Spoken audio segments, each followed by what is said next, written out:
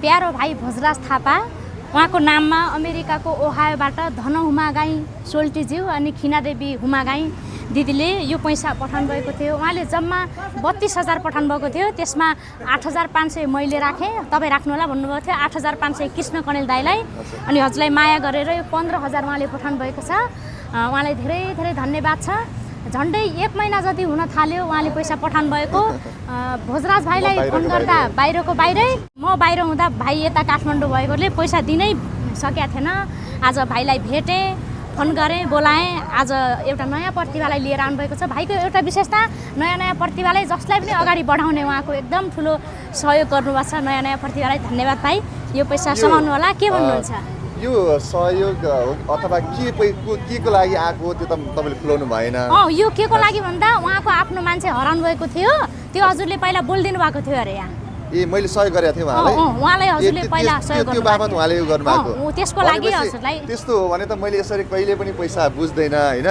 अब यो जुन पैसा उहाँले मलाई पठाउनु भएको छ कति छ? यो 15,000 छ हैन। यो पैसा उहाँले पठाइसकेको अवस्थामा चाहिँ उहाँले चाहिँ अब मलाई जसरी बहिनी दिनुपर्छ, मलाई आइसकेको पैसा हो, तपाईँले जसरी राख्नुहोस् भनेर भन्नुभएको छ। अब यो पैसाले चाहिँ मैले यस्तै गरिब दुखीहरूलाई कतै मद्दत गर्न सकेँ भने चाहिँ मैले आफूले सौभाग्य महसुस गर्नेछु। किनभने अब यसरी उहाँले मलाई माया गरेर पठाएको यो पैसालाई मैले यसरी आफ्नो व्यक्तिगत रूपमा खर्च गर्न पर्यो भने त्यो अलिकति नमजा आउँछ।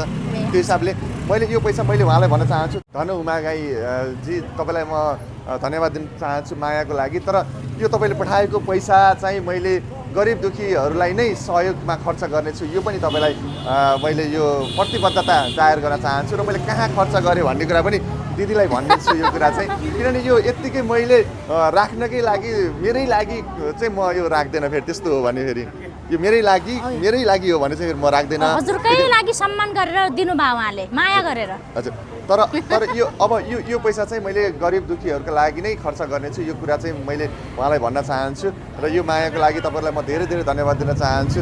फेरि यसरी अब मैले यो एउटा सानो सन्देश पनि होइन सबैलाई, यसरी चाहिँ कसैले पैसा नपठाइदिनु होला व्यक्तिगत नाममा अथवा मेरो लागि भनेर चाहिँ पैसा नपठाइदिनु होला। जति नै ठुलो कर्म गरौँ अथवा सानो कर्म गरौँ, जस्तो सुकै कर्म गर्दा पनि मलाई यसरी पैसा चाहिँ सहयोग चाहिँ नपठाइदिनु होला भन्न चाहन्छु।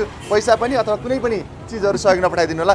तर अब यो आइसकेको पैसा चाहिँ अब कहाँ राख्ने, मैले राख्न सक्दैन, तपाईँकै नाममा आएको पैसा हो भनेर उहाँले दिदीले भनेको भएर मैले यो लिँदैछु। तर यो पैसा गरिब दुखी निमुखाहरूको नाममा मैले खर्च गर्नेछु, यो कुरा चाहिँ मैले यहीँबाट प्रतिबद्धता गर्न चाहन्छु।